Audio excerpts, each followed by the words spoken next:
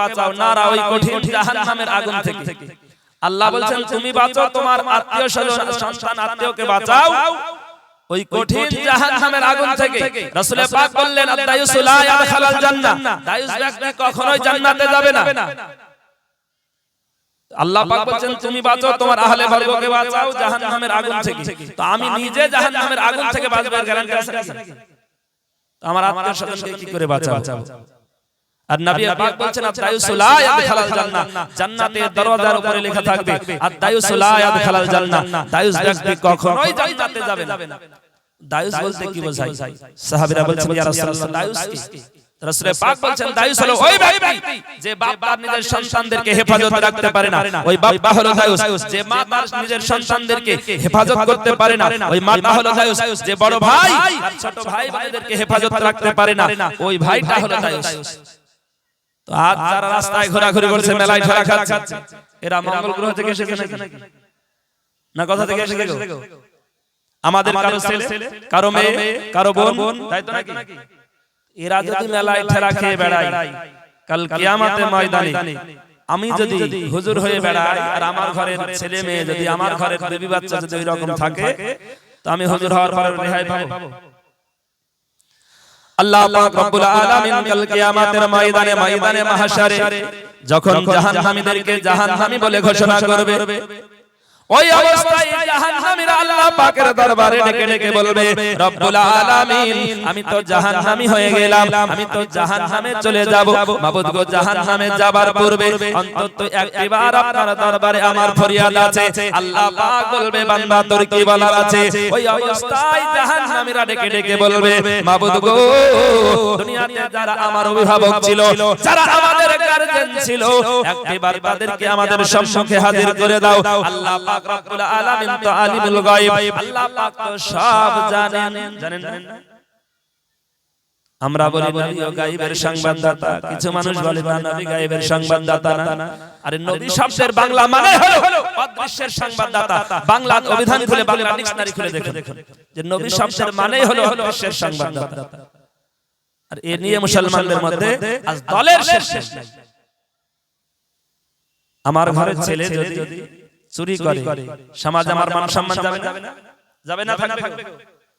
আমার ঘরের ছেলে যদি জিনা করতে গিয়ে ধরা পড়ে, সমাজ আমার মান সম্মান যাবে না? থাকবে? মান সম্মান যাবে তো নাকি? না মান সম্মান বাড়বে?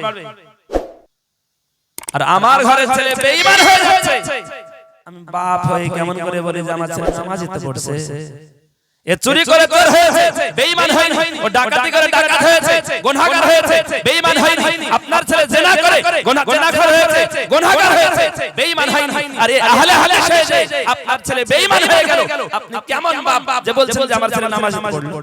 আমার ছেলে তো খারাপ কাজের সঙ্গে নাই। বলছে আজ আহলে হাদিস, এরা আহলে হাদিস না, এরা মুনাফিক। যদি বলেন যে মুনাফিক কেমন করে, দেখবেন যারা নামাজ পড়ে, এই আহলে হাদিস দাবিদার মুনাফিক দল, মুনাফিকের দল। মসজিদে নামাজ পড়ে, ইমাম সাহেব নামাজ পড়াচ্ছে, ইমাম সাহেব নামাজ শেষে হাত তুলে মুনাজাত শুরু করেছে, জামাত থেকে বেরিয়ে লোকজন বসে থাকে না? আছে না নাই? তো ইমাম সাহেবকে একটু দায়িত্ব বেহাজাল ইমাম বলে ইমাম সাহেবকে ইমাম মানলো, আর ইমাম সাহেব হাত হারলো, ও কেমন করে জামাত থেকে বেরিয়ে বসে থাকলো? ওর নামাজ হলো?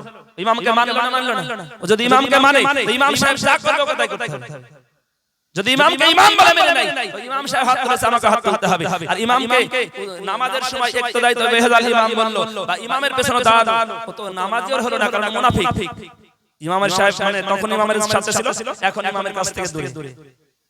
এই মুনাফিকের দল আমাদের সমাজে এই রকম এসেছে, কারণ রাসূল পাক বলেছেন তাফতারিকুম উম্মতি সালাসা ওয়া সাবিঈনা কুল্লুহুম ফিন্নার ইল্লা মিল্লাত ওয়াহিদা আও কামা ক্বালা আলাইহিস সালাতু ওয়াস সালাম মা আনা আলাইহি ওয়াস সাহাবিহি। রাসূল পাক বললেন আমার উম্মতের মধ্যে 73টা দল হবে, কুল্লুহুম ফিন্নার, তারা সকলেই জাহান্নামী, ইল্লা কিন্তু মিল্লাত ওয়াহিদা, কেবলমাত্র একটা দলই জান্নাতি। সাহাবীরা বললেন ইয়া রাসূলুল্লাহ, ইয়া হাবিবাল্লাহ, ওই জান্নাতি দল কোনটি? রাসূল পাক বললেন মা আনা আলাইহি ওয়াস সাহাবিহি, যেই দলটা আমি এবং আমার সাহাবার দল, ওই দলটাই হলো জান্নাতি। জোরে বলুন সুবহানাল্লাহ।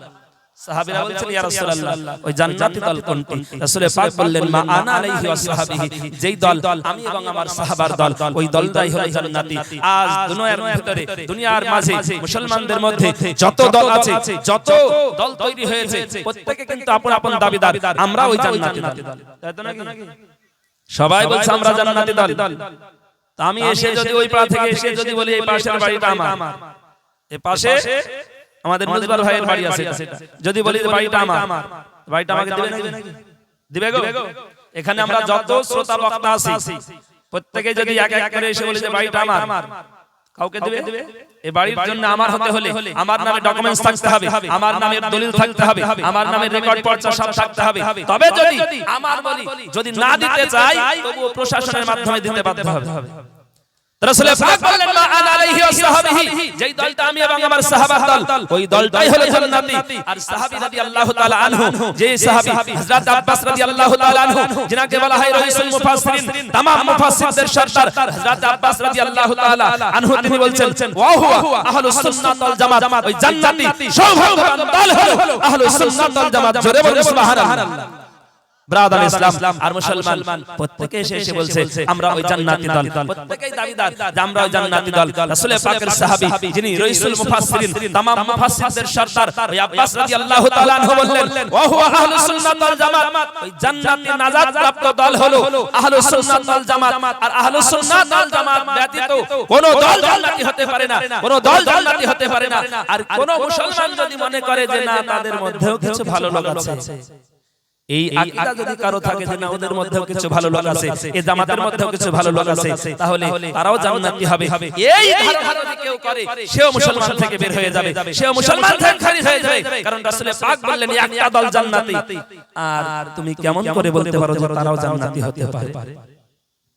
মুসলমান আমার আলোচনার বিষয় দেখে আমি বলছিলাম যে আল্লাহ পাক রব্বুল আলামিন কাল কিয়ামতের ময়দানে মাহশারে ওই অবস্থায় বলবে বান্দা কেন, ওই অবস্থায় জাহান্নামীরা বলবে রব্বুল আলামিন দুনিয়াতে যারা আমার গার্জিয়ান ছিল, আমাদের গার্জিয়ান ছিল, তাদেরকে একবার আমাদের সম্মুখে হাজির করো।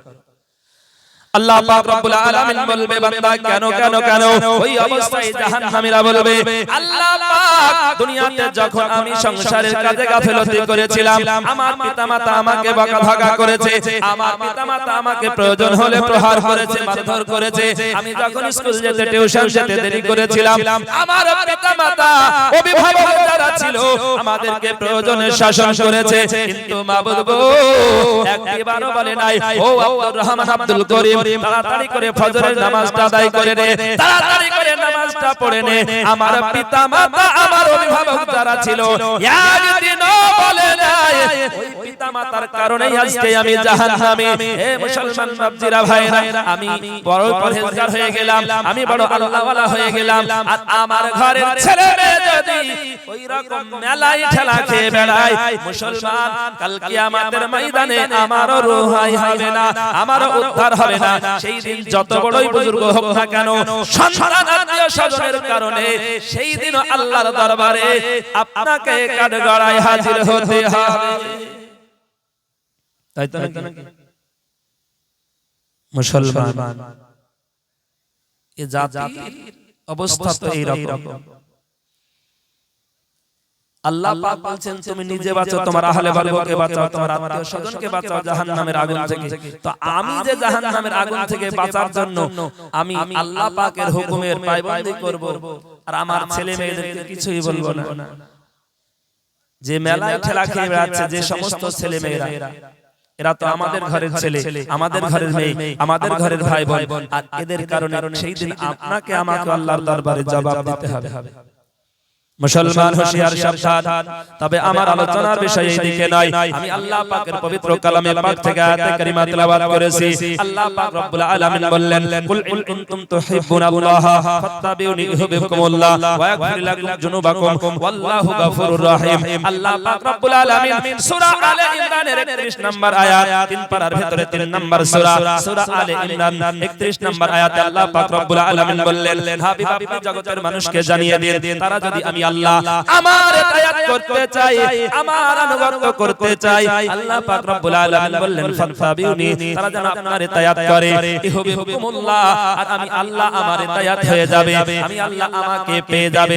শুধু তাই নয়, আমার আল্লাহ পাক রব্বুল আলামিন বললেন ওয়া ইয়াগফির লাকুম, আমি আল্লাহ পাক maaf করে দেব জুনুবাকুম, তার সমস্ত গুনাহ। আল্লাহ পাক রব্বুল আলামিন বললেন জুনুবাকুম, তার সমস্ত গুনাহ। জুনুব এটা হলো বহুবচন, প্লুরাল। আল্লাহ পাক রব্বুল আলামিন বলেন নাই যে তার ছোট গুনাহ maaf করে দেব, আল্লাহ পাক বলেন নাই তার বড় গুনাহ maaf করে দেব। আমার আল্লাহ পাক রব্বুল আলামিন বললেন জুনুবাকুম, তার সমস্ত গুনাহ maaf করে দেব। আল্লাহু, এবং আমি আল্লাহ হয়ে যাব গাফুরুর রহিম, তার জন্য ক্ষমাশীল দয়াশীল। জোরে বলুন সুবহানাল্লাহ। ওই নবী পাকের ইতায়াত করার জন্য আল্লাহ পাক নির্দেশ দিলেন, ওই রাসূল পাকের ইতায়াত করার জন্য, ওই রাসূল পাকের আনুগত্য করার জন্য আল্লাহ পাক অর্ডার দিলেন। হে মুসলমান বাপজিরা ভাইরা, আল্লাহ পাক রব্বুল আলামিন বললেন আন-নাবিয়্যু আউলা বিল মুমিনিন, নবী হলো মুমিনদের জানের চাইতে অধিক নিকটে। জোরে বলুন সুবহানাল্লাহ। আল্লাহ পাক কোরআনে বলেছেন নবী হলো মুমিনের জানের চাইতে নিকটে। আর মুসলমান এই নবীকে নিয়ে দুনিয়ার মুসলমানদের মধ্যে যত দল। ইমাম ফখরুদ্দিন রাজি রাহমাতুল্লাহি আলাইহি বললেন কোন মুসলমান যখন নামাজ পড়বে আর নামাজের মধ্যে ইয়া আইয়ুহান নবী তাশাহুদের মধ্যে যখন পড়ে, ওই অবস্থায় কেউ যদি মনে করে নবী মদিনায় আছে তার নামাজ হবে না, কেউ যদি মনে করে নবী মক্কায় আছে তার নামাজ হবে না। যখন বলবে ইয়া আইয়ুহান নবী, ওই ব্যক্তিকে তৎক্ষণাৎ এটাই ধারণা রাখতে হবে যে নবী আমার কলবের চাইতে অধিক নিকটে আছে। যদি এই ধারণা না থাকে তার নামাজ হবে না। মুসলমান বাপজিরা ভাইরা, আর ওই নবীকে নিয়ে আমাদের মধ্যে যত দলালানি, ওই নবীকে নিয়ে আমাদের মধ্যে আজ যত ঝামেলা।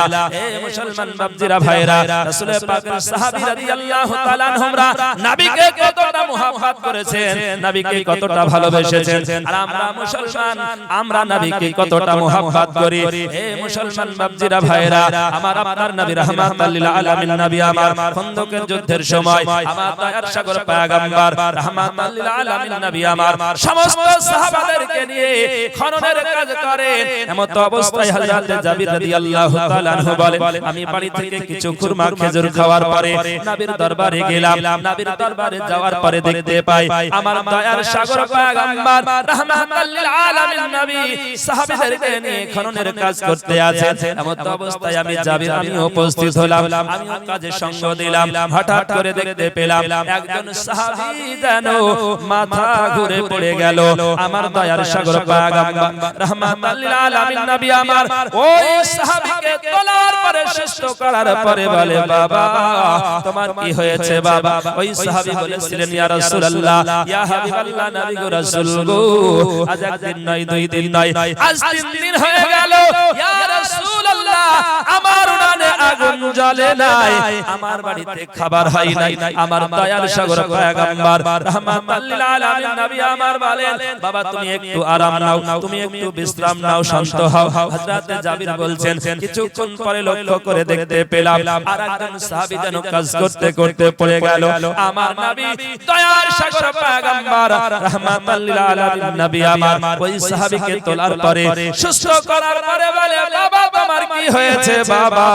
ওই সাহাবী বলেছিলেন, ইয়া রাসূলুল্লাহ, ইয়া হাবিবাল্লাহ, নবী গো রাসূল গো, আজ একদিন নয় দুই দিন নয়, আজ বেশ কয়েকদিন হয়ে গেল আমার বাড়িতে উনানে আগুন জ্বলে নাই।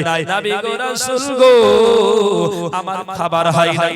আমার রাসূল বললেন, এ আমার সাহাবী তুমি একটু বিশ্রাম নাও, আরাম নাও। হযরত জাবির রাদিয়াল্লাহু তাআলা আনহু বলেন, আমি যখন আরাম নিলাম ওই অবস্থায় যেন দেখতে পেলাম আমার রাসূল যেন তিনি দয়ার সাগর পয়গম্বর সাহাবীদেরকে বলছেন, হে আমার সাহাবীরা গো, তোমাদের বাড়িতে খাবার হয় নাই, তোমাদের উনানে আগুন জ্বলে নাই, তবে তোমরা কেন যুদ্ধে এসেছো? হযরত জাবির বলেন, আমার রাহমাতুল লিল আলামিন নবী যখন এই কথা বললেন সাহাবীরা বললেন ইয়া রাসূলুল্লাহ ইয়া হাবিবাল্লাহ নবী গো রাসূল গো আপনি যখন যুদ্ধের দামামা বাজিয়ে দেন আপনি যখন আমাদেরকে ডাক দেন আমরা আর কেউ ঘরে বসে থাকতে পারি না ইয়া রাসূলুল্লাহ আপনি যখন আমাদেরকে ডাক দেন আমাদের ক্ষুধা তৃষ্ণার কথা মনে থাকে না আর আপনার দরবারে আসার পরে আপনার নূরানী চেহারা মুবারক যখন দর্শন করে নি ইয়া রাসূলুল্লাহ আমাদের সকলের ক্ষুধা তৃষ্ণা দূর হয়ে যায় জোরে বলুন সুবহানাল্লাহ আমার দয়ার সাগর পয়গম্বর রাহমাতুল লিল আলামিন নবী আমার নিজের জুব্বা মুবারকটা উঠিয়ে বলছেন সাহাবীরা গো আজ একদিন নয় দুই দিন নয় আজ 7 দিন হয়ে গেল তোমাদের রাসূল নিজে পানি ব্যতীত কিছু পান করে নাই হে আমার সাহাবীরা গো আমি রাসূলের পাক 7 দিন পানি ব্যতীত কিছু পান করি নাই হযরত জাবির রাদিয়াল্লাহু তাআলা বলেন আমি বড় লজ্জিত হয়ে গেলাম যেই নবীর কারণে আল্লাহ পাক কুল কায়নাতকে বানিয়েছে যেই নবীর কারণে আল্লাহ পাক রব্বুল আলামিন আমি জাবিরকে বানিয়েছেন যেই নবীর কারণে আল্লাহ পাক যে স্রষ্টা এই কথা প্রকাশ পেয়েছে ওই রাসূলের পাক আজ 7 দিন পানি ব্যতীত কিছু পান করে নাই আমি জাবির কেমন করে খুরমা খেজুর খেলাম আমি জাবির কেমন করে বাড়ি থেকে খেলাম হযরত জাবির রাদিয়াল্লাহু তাআলা বলেন আমি বাড়ির দিকে রওনা দিলাম আমি যখন বাড়ির দিকে রওনা দিলাম হযরত জাবির বলছেন বাড়ির দিকে যাওয়ার পরে বলতে আছে আসসালামু আলাইকুম ইয়া আহলাল বাইত বাড়ির ভিতরে কে আছো সালাম গ্রহণ কর আমরা তো সালাম দেওয়াই ভুলে গিয়েছি হযরত জাবির বলছেন আমি যখন বাড়িতে গেলাম সালাম দিলাম আসসালামু আলাইকুম ইয়া আহলাল বাইত বাড়ির ভিতরে কে আছো সালাম গ্রহণ করো আমার নবী বললেন যখন তুমি বাড়ি থেকে বাইরে বেরিয়ে যাবে সালাম দিয়ে বের হয়ে যাবে একদিন হতে পারে দুই দিন হতে পারে এক সপ্তাহ হতে পারে দুই সপ্তাহ হতে পারে এক মাস হতে পারে এক বছর হতে পারে যতক্ষণ না তুমি বাড়িতে আবার সালাম দিয়ে প্রবেশ করবে ততক্ষণ পর্যন্ত ওই বাড়িকে আল্লাহ পাকের রহমতের ফেরেশতারা দেখভাল করে জোরে বলুন সুবহানাল্লাহ ওই বাড়িতে আসমানি বালা হবে না ওই বাড়িতে জমিনি বালা হবে না মুসলমান তারপরে আমরা তো সালাম দেওয়াই ভুলে গিয়েছি এখন আমাদের সালামের যোগ চলে না এখন ওল্ড মর্নিং এখন good morning good night good evening এখন সকালবেলায় দেখলে বলছে গুড মর্নিং রাত্রি বেলায় বলছে গুড নাইট এ মুসলমান বাপজিরা ভাইরা তাই তো আমার দাদা পীর বগুড়া পীর সাহেব বলছেন আর সালাম কালাম ভুলে গিয়ে গুড মর্নিং এর দাঘাটা হাইরে কলি কি বাবলে কলি কালের লেঠা কলি কালের বিদ্যা শিখে ফুটুক বাবুর বেটা ওদের তরকারিতে তেল জুটে না মাথায় তেলের ঘটঘটা হাত করিতে পয়সা পায় না 20 টাকা দেয় চুলছাটা দাড়ি কাটা আলবেট বাটা সিগারেটের জিবাটা হাতে ঘড়ি চোখে চশমা চলছে যেন জজবাটা আর সালাম কালাম ভুলে গিয়ে গুড মর্নিং এর দাঘাটা এখন আর সালাম কালাম চলে না এখন good morning good night good evening আর বাবা দেখে কেউ সুধালে হায় হায় পরোটা নিজের প্রেস্টিজ বজায় রেখে বলে তার সার্ভেন্ট বেটা ফাটা পায়ে দাউদ ভাই বাপ এসেছে আগে তাই না দেখে ফটক বাবু চক্ষু বুঝা থাকে বাবার বাপুর জীর্ণ শীর্ণ কেমনে দেব পরিচয় ওই কারণে বাপকে বেটাই বন্ধুর কাছে চাকর কয় এ মুসলমান বাপজিরা ভাইরা হযরত জাবির রাদিয়াল্লাহু তাআলা বলছেন আমি বাড়িতে যখন সালাম দিলাম হযরত জাবিরের বিবি বলছেন সালামের জবাব দেওয়ার পরে বলেছেন কি ব্যাপার আপনার শরীর খারাপ নাকি আপনার মনটা খারাপ আপনার কি হয়েছে হযরত জাবির বলে বিবি গো আমার শরীর খারাপ নাই শরীর খারাপ নাই তবে আমার মনটা বড় খারাপ হযরত জাবিরের বিবি বলেন আপনার কি হয়েছে হযরত জাবির বলেন ও বিবি তুমি শোনো শোনো শোনো আমাদের ঘরে কোনো খাবার আছে নাকি হযরত জাবিরের বিবি বলেন ও স্বামী গো আমাদের ঘরে তেমন কোনো খাবার নাই তবে অল্প কিছু চালের ময়দা আছে ওই ময়দা দিয়ে মাত্র দুই একজনের রুটি করা হবে হযরত জাবির বলেন বিবি গো আমাদের যে একটা বকরি আছে একটা ছাগল আছে ওই ছাগলটা দুটো বাচ্চা আছে বিবি রে ওই ছাগলটা এবং বাচ্চা দুটোর যদি কোনো কিছু হয়ে যায় বিবি রে তোমার কিছু করার আছে নাকি? হযরত জাবিরের বিবি বলেন না না না, যে আল্লাহ পাক রব্বুল আলামিন আমাদেরকে ছাগলের মালিক বানিয়েছে, ওই আল্লাহ পাক রব্বুল আলামিন যদি আমাদের কাছ থেকে ছাগল ছিনিয়ে নেয়, আমাদের কিছু বলারও নাই, কিছু করারও নাই। তবে বিবি গো, তুমি শোনো শোনো শোনো, যে রাসূল পাকের কারণে আল্লাহ পাক কুল কায়নাতকে বানিয়েছে, ওই রাসূল পাকের জন্য আমি ওই ছাগলটা জবাই করতে চাই। বিবি তোমার এতে মতামত কি? হযরত জাবিরের বিবি বলেন, স্বামী গো, যেই রাসূল পাকের কারণে আমি আপনার বিবি দুনিয়া পেয়েছি, যেই রাসূল পাকের কারণে আল্লাহ পাক কুল কায়নাতকে বানিয়েছেন, ওই রাসূল পাকের জন্য এই ছাগল কেন আমি আপনার বিবি আমার নিজের জান পর্যন্ত উৎসর্গ করতে রাজি আছি। হযরত জাবির রাদিয়াল্লাহু তাআলা আনহু, তিনার দুটো সন্তান ছিল, একটার বয়স ছিল 5 বছর, আরেকটার বয়স ছিল 7 বছর, মতান্তরে 9 বছর। হযরত জাবির রাদিয়াল্লাহু তাআলা আনহু বড় ছেলেকে সঙ্গে নিয়ে যখন ওই ছাগলটা জবাই করলেন, ছাগলটা জবাই করার পরে হযরত জাবির রাদিয়াল্লাহু তাআলা আনহু তিনার বিবিকে বললেন, বিবি রে, এই গোশতটা তুমি রান্না করো, আর ওই যে জবের ময়দা আছে, ময়দা দিয়ে খুমির পাকিয়ে রুটি তৈরি করো। এ মুসলমান বাপজিরা ভাইরা, হযরত জাবির রাদিয়াল্লাহু তাআলা আনহু বড় ছেলেকে সঙ্গে নিয়ে যখন ছাগলটা জবাই করে ফেললেন, গোশত তৈরি করা হয়ে গেল, বিবির কাছে দিয়ে বললেন, বিবি রে রান্না করো। হযরত জাবিরের বিবি বলছেন, আমি রান্না ঘরে বসে রান্না করতে শুরু করলাম। হযরত জাবির বলছেন, আমি রাসূলুল্লাহর দরবারে চলে গেলাম। হযরত জাবির রাদিয়াল্লাহু তাআলা আনহু নবীর দরবারে চলে গিয়েছেন। আসসালাতু ওয়াসসালামু আলাইকা ইয়া রাসূলুল্লাহ, আসসালাতু ওয়াসসালামু আলাইকা ইয়া হাবিবাল্লাহ, আসসালাতু ওয়াসসালামু আলাইকা ইয়া নূরাম মিন নূরিল্লাহ। আমার দয়ার সাগর পয়গম্বর রাহমাতাল লিল আলামিন নবী আমার বলছেন, মিষ্টি হেসে বলেন, জাবির এই ব্যাপার বড়ই খুশি খুশি দেখায়, তোমাকে বড় আনন্দিত দেখায়। হযরত জাবির বলেন, ইয়া রাসূলুল্লাহ, ইয়া হাবিবাল্লাহ, নবী গো, রাসূল গো, আজ আপনি আমার বাড়িতে দাওয়াত কবুল করুন। আমার নবী বলেন, জাবির আলহামদুলিল্লাহ, আমি তোমার বাড়িতে দাওয়াত নিলাম। হে জাবির, তুমি শোনো শোনো শোনো, আমি রাসূল পাক তোমার বাড়িতে দাওয়াত নিলাম। জাবির রে, শুধু তাই নাই, আমি রাসূল পাক তোমার বাড়িতে 1400 সাহাবার দাওয়াত নিলাম। জোরে বলুন সুবহানাল্লাহ। হযরত জাবির রাদিয়াল্লাহু তাআলা আনহু মনে মনে বলছেন, আমার বাড়িতে একটা ছাগলের গোশত, একটা ছাগলের গোশত, অল্প কিছু জবের ময়দা, আমার রাসূল পাক সব জানেন। জানার পরেও যখন নবী পাক 1400 সাহাবার দাওয়াত নিয়েছেন, আমি জাবিরের আকীদা, আমি জাবিরের বিশ্বাস, আমার বাড়িতে 1400 সাহাবার খানা হবে। জোরে বলুন সুবহানাল্লাহ। আর আমরা মুসলমান বলে, না না না, নবীর জ্ঞান ততটুকু। এ মুসলমান, নবী পাকের ইলম সম্পর্কে নিয়ে, ইলম নিয়ে আমাদের মধ্যে আজ কথা উঠেছে, মুসলমানদের মধ্যে কথা উঠেছে, রাসূল পাকের শান আজমত নিয়ে মুসলমান কথা তুলেছে।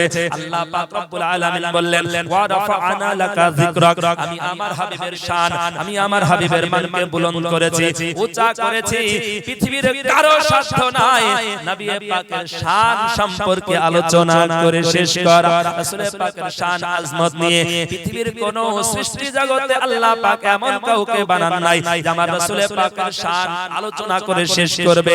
আর এই মানুষ মুসলমান, এরা বলছে সুন্নিরা রাসূলের শান বাড়াতে বাড়াতে, নবীর শান বাড়াতে বাড়াতে আল্লাহর সমকক্ষ করেছে। নাউযুবিল্লাহ। মুসলমান, আল্লাহ পাক বললেন, ওয়া রাফা'না লাকা যিকরাক, আমি আমার হাবিবের শানকে উঁচা করেছি।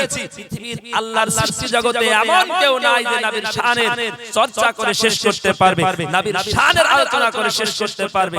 আর এই নিয়ে আজ কথা উঠেছে। হযরত জাবির রাদিয়াল্লাহু তাআলা আনহু বলছেন, ইয়া রাসূলুল্লাহ, ইয়া হাবিবাল্লাহ, আমার বাড়িতে আজ দাওয়াত দিন। আমার রাসূল বললেন, 1400 সাহাবার দাওয়াত নিলাম। আমার রাসূল সব জানেন, যে জাবিরের বাড়িতে কতটা খানা আছে, জাবিরের বাড়িতে কতটুকুন গোশত আছে, আমার রাসূল এটাও জানেন। যদি বলেন যে জানেন না, এ মুসলমান তুমি নবী শব্দের বাংলা অর্থটা দেখো। অদৃশ্যের সংবাদদাতা, অদৃশ্যের সংবাদ যিনি দেন তিনি হলেন নবী।